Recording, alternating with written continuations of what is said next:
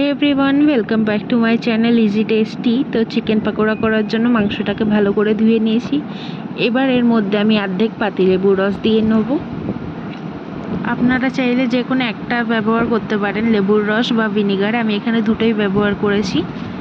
তো এখানে আমি 1 চামচের মতন ভিনিগার দিয়ে নিলাম, আর 1 চামচের অর্ধেক ডার্ক সয়া সস, আর সামান্য গ্রিন চিলি সস দিয়ে দিলাম।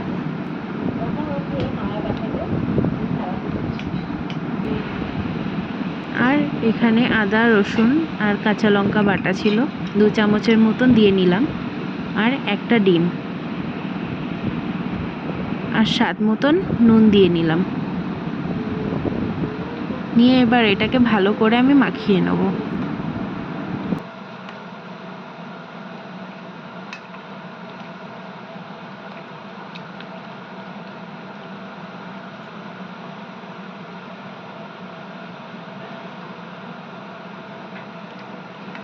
ভালো করে মাংসটাকে মাখিয়ে নিয়েছি। এবার এটা আধা ঘন্টার জন্য আমি ঢেকে রেখে দেবো।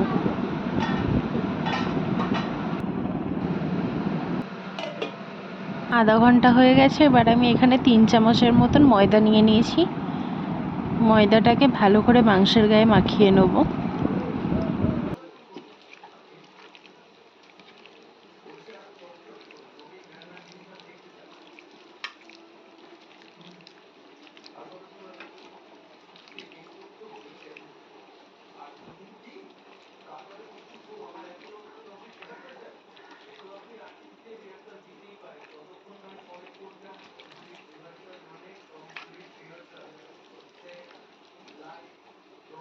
ময়দাটা মাখানো হয়ে গেছে। এবার আমি এখানে অ্যারারুট নিয়ে নিয়েছি। অ্যারারুটটাকেও ভালো করে গায়ে মাখিয়ে নেব। এখানে আমি 6 থেকে 7 চামচের মতন অ্যারারুট নিয়েছি। আপনারা কর্নফ্লাওয়ারও ইউজ করতে পারেন।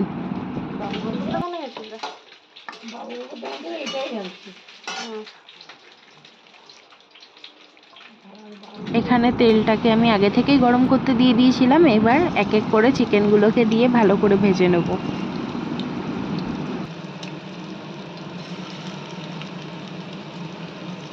চিকেনগুলোকে ভাজার সময় মিডিয়াম ফ্লেমে দিয়ে ভাজবেন, তাহলে ভিতরে আর কাঁচা রয়ে যাবে না, ভালো করে সেদ্ধ হয়ে যাবে।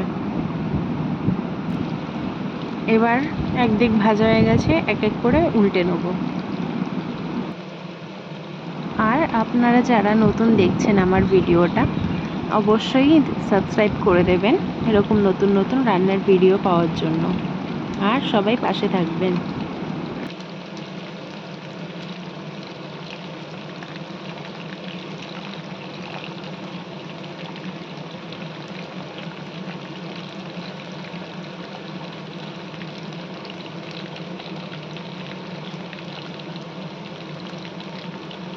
ব্যাস, এবার চিকেনগুলো সবকটা উল্টে নিয়ে এবার হাই ফ্লেমে দিয়ে দেবো। হাই ফ্লেমে দিয়ে দেখুন কি সুন্দর কড়া করে ভাজা হয়ে গেছে। ব্যাস, তৈরি হয়ে গেল আমাদের চিকেন পাকোড়া। আর একটু রেখে প্লেটে নামিয়ে নেব।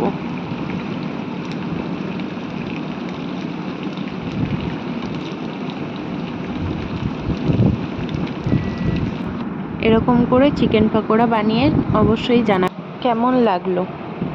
দেখা হচ্ছে আরেকটি নতুন ভিডিওতে।